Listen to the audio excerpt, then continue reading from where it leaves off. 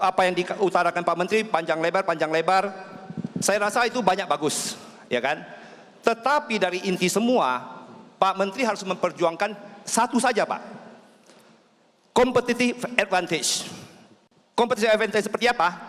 Satu adalah external competitive advantage, satu lagi adalah internal competitive advantage. Saya jelasin competitive external advantage seperti apa.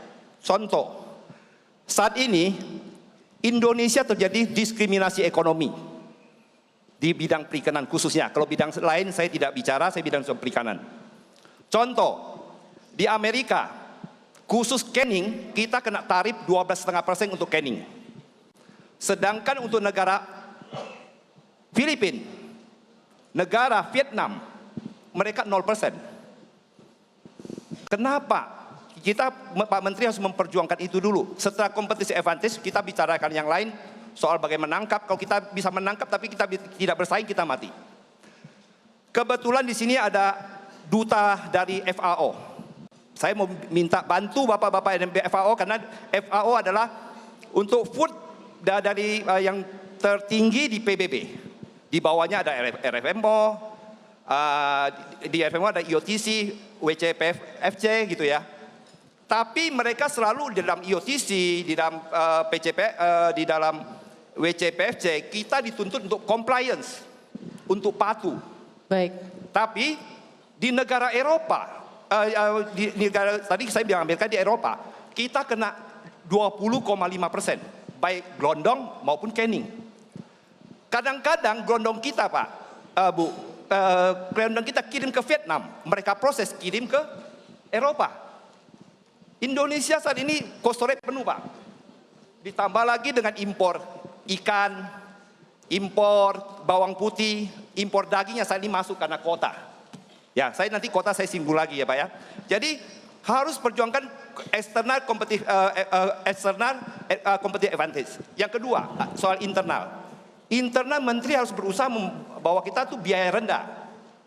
Selama ini 10 tahun ini PNBP kita sudah naik 800 sampai 1.600%. Cold storage, sewa cold storage di Perindo, ya kan, sudah mencapai 800%. Kita komplain katanya apa?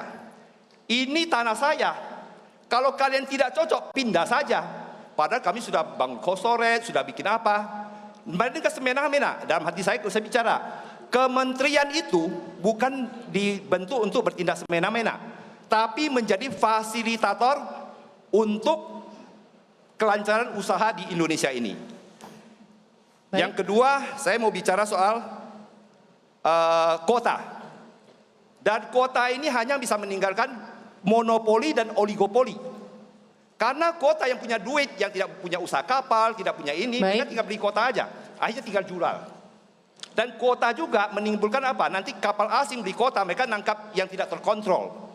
Jadi kami nelayan, kalau di dengan kota, nanti kami akan jadi apa? Bekerja untuk yang mempunyai kota. Saya harap di sini untuk di sini ada Pak Tito, ada Pak, ya saya lupa ya Pak, Pak Adi. Tolong Pak, ini diperhatikan Pak. Satu lagi Bu. Soal bekerja sama dengan Spanyol, pengawasan. Jangan sampai pengawasan itu kita undang asing masuk, kita tutup Pak. Karena jangan sampai intelijen masuk untuk apa? Karena di Indonesia ini, contoh, di Indonesia untuk Tiongkok aja, intelijennya ada 1.000 orang di Indonesia. Jangan sampai kita memberikan peluang untuk intelijen untuk mengetahui ekonomi dan politik kita. Baik. Saya rasa itu saja Pak, terima kasih. Luar biasa, kita berikan tepuk tangan untuk Bapak. Lebih seperti curahan hati ya Pak ya, dibandingkan pertanyaan. Tapi mungkin Bapak Trenggono ada tanggapan Pak, silahkan Pak. Ada beberapa poin yang disampaikan, saya ingin tanggapannya. Baik, terima kasih Pak James Tan. Ya, silakan Pak James, terima kasih. Memang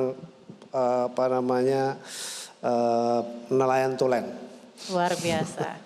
Jadi tadi sudah saya sampaikan bahwa competitive advantage kita yang harus diperbaiki, yang harus kita lakukan. Contoh misalnya, ini sebetulnya kalau saya ngomong di sini kan kurang baik juga.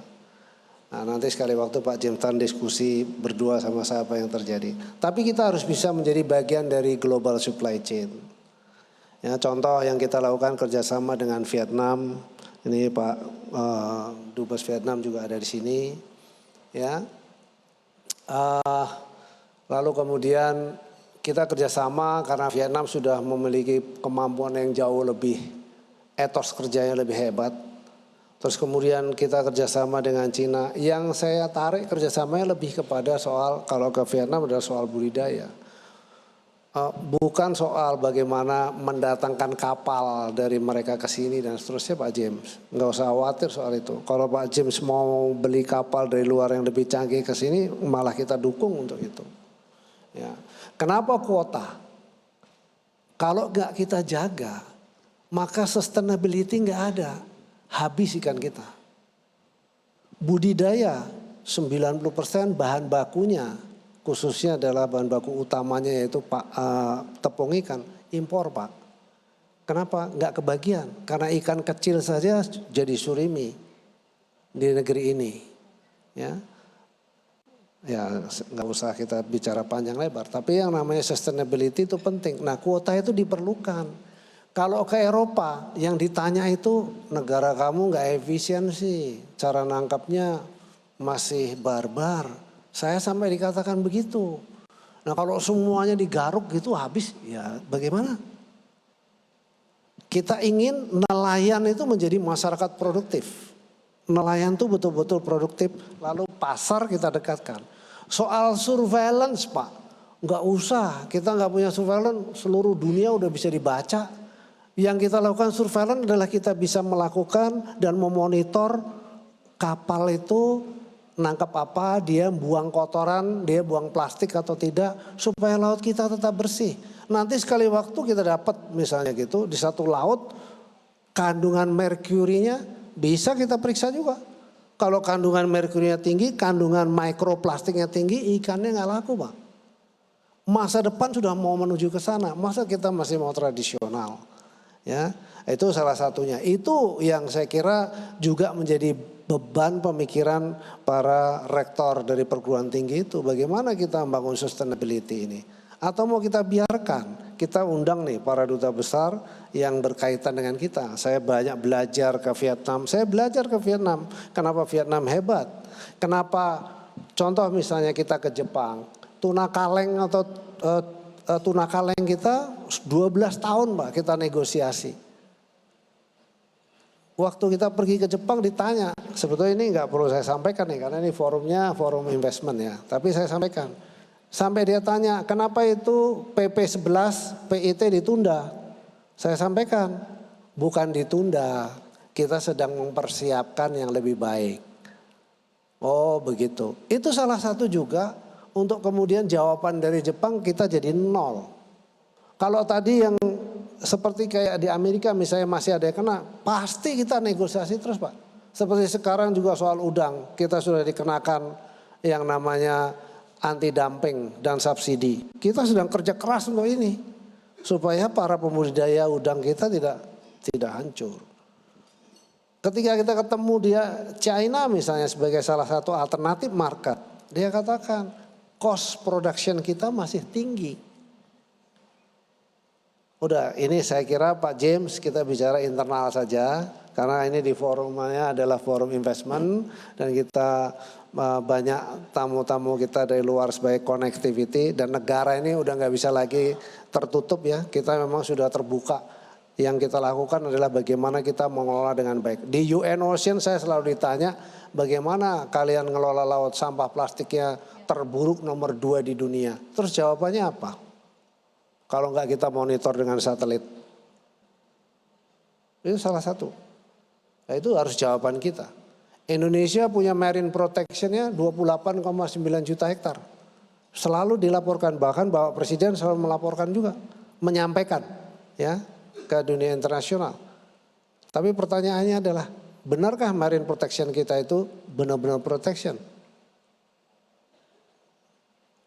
Mohon maaf, seharusnya saya tidak bicara seperti ini. Tapi ini yang seharusnya saya sampaikan. Bahwa kita punya masa depan yang sangat luar biasa. Kita tidak boleh berpikir mainland, kita harus berpikir laut. Untuk itulah saya hadirkan sumber-sumber riset yang paling efisien dan paling murah dengan sumber daya yang kuat, yaitu adalah para perguruan tinggi. Saya yakin yang kita sampaikan pasti disetujui oleh perguruan tinggi. Demikian saya kira saya jawab.